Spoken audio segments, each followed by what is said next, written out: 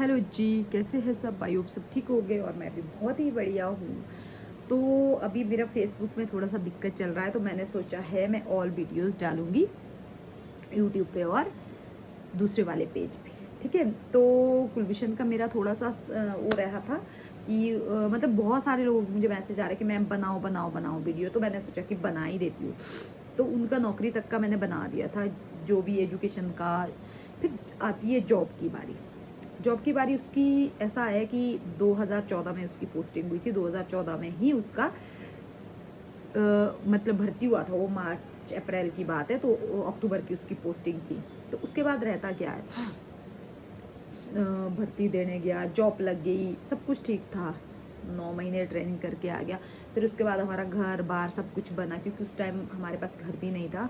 घर पे पार्टीशन हुआ था, तो घर हमारे को नहीं मिला था, मेरे फादर को नहीं मिला था। तो मतलब होता ही यार, 5-6 भाई है, तो थोड़ा सा इतने तब इतने कमरे भी नहीं होते थे घर पे कि सबको आप दे सको। तो उसके इससे और उस टाइम जिन लोगों ने हेल्प करा है ना, उनके लिए हम दिल से सल्यूट करते, क्योंकि बहुत सारे लोगों ने तब सपोर्ट किया है।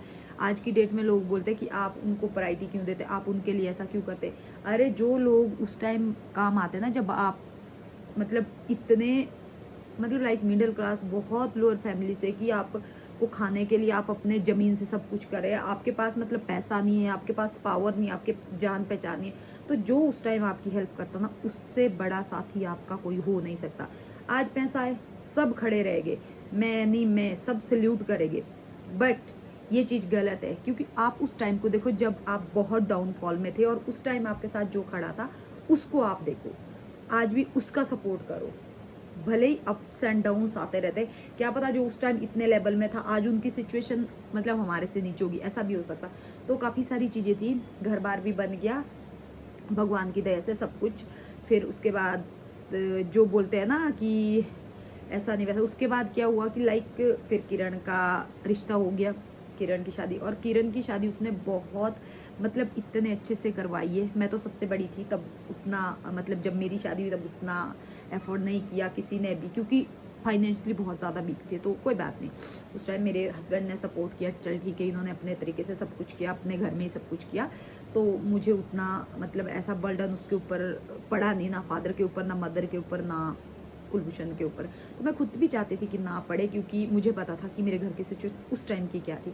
तो उसके बाद होता ऐसा, जब जॉब लग जाती है उसकी, अच्छा भला हमारा ज़िंदगी चलता, अच्छे बहुत खुश थे कि चले यार, अपने भाई भी, मेरा भाई सेटल हो गया। फिर 2 बहनें थी मेरी, वो भी ठीक है, रिंकी सोलन में ही रहती थी, किरण भी सोलन में। फिर एजुकेशन हुई उसकी, ग्रेजुएशन हुई, उसके बाद बहुत सारे कोर्सेज वगैरह भी जो भी उनको लगा। तो किरण का भी, फिर किरण को हो गया ऐसा कि उसको भी, उसकी भी लव मैरिज है, उसका भी रिश्ता हो गया, जो पंजाब वाली है, सबसे छोटे वाली है किरण। बहुत सारे लोग कंफ्यूज होते कि मैं मतलब मुझे भी बोलते कि राधिका दी सबसे बड़े आप है, उसके बाद क्या है। मैं बता देती हूँ आपको हमारा कैसे, सबसे बड़ी मैं हूँ, फिर रिंकी है, फिर कुलभूषण है, फिर किरण है, सबसे छोटी किरण है पंजाब वाली।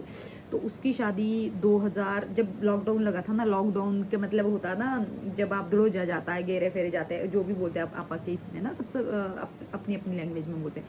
तो हम यहाँ से उसको, जब वो वापिस गई थी, जो भी हम मतलब उनके साथ गए थे दड़ोजाबाद में, वो वहीं फंस गए थे, लॉकडाउन उस टाइम लगा था, तब उसकी शादी हुई थी।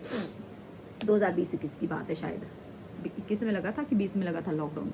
तो उसकी शादी उसने बहुत ही बहुत ही बहुत ही धूमधाम से करवाई, जो कि सोलन से ही करवाई थी, होटल से करवाई थी उसकी शादी, क्योंकि थोड़ा दूर था, तो उनको बारात के लिए भी हो रहा था, तो सोलन ही फाइनल हुआ। तो एक मतलब बोलते हैं ना, जितनी बेचारे की उसकी सेविंग थी, क्योंकि कमाने वाला एक था घर में और खाने वाले सब हैं, क्योंकि मदर फादर भी ऐसा नहीं है कि जॉब करते हैं, कोई भी नहीं है था ऐसा जॉब करने वाला। तो ऐसा था कि जितनी भी उसकी बेचारे की सेविंग थी, वो किरण की शादी में सारी लग गई। तो मतलब हमारे लिए बहुत बड़ी बात है कि चल मतलब किया उसने कि नहीं, मेरी बहन की शादी बहुत ही अच्छे से होनी चाहिए, ताकि उसको कल के लिए मतलब उसके ससुराल वाले या कोई भी ऐसा ना बोले कि नहीं ऐसा नहीं किया वैसा नहीं किया।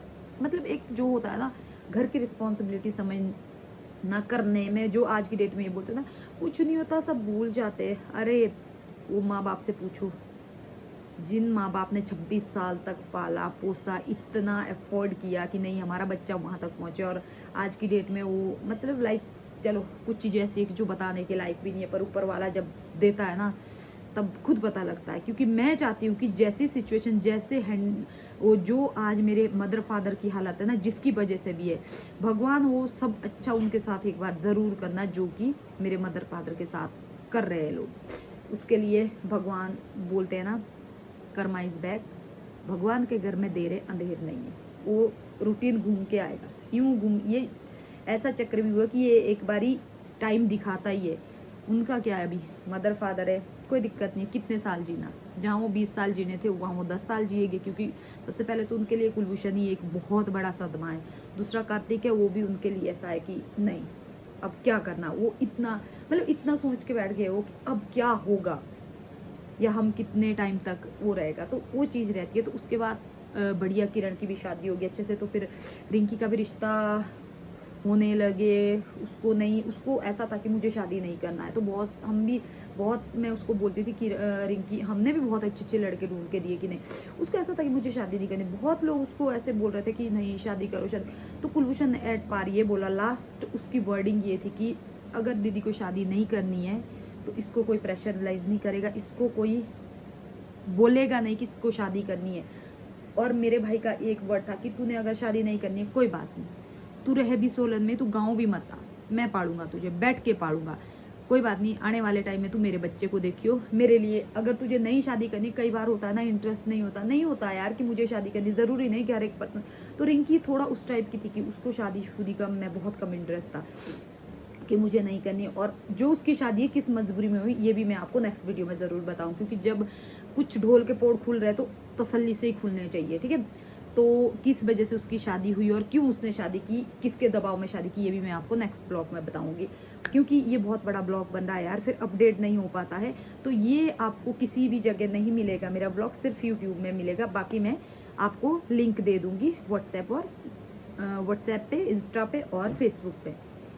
और यहाँ तक की स्टोरी आपको सही है। उसके बाद उसके रिश्ता कैसे हुआ, क्या हुआ, उसके लाइफ में कैसे और कितने उतराव चढ़ाव आए शादी तक, वो मैं आपको नेक्स्ट ब्लॉग में बताऊंगी, क्योंकि नेक्स्ट ब्लॉग बनेगा रिंकी वाला, जब उसकी शादी, रिंकी वाला नहीं, रिंकी की शादी बाद में हुई है, कुलभूषण की शादी कैसे हुई और किस सिचुएशन में, वो मैं आपको नेक्स्ट ब्लॉग में पूरा बताऊंगी।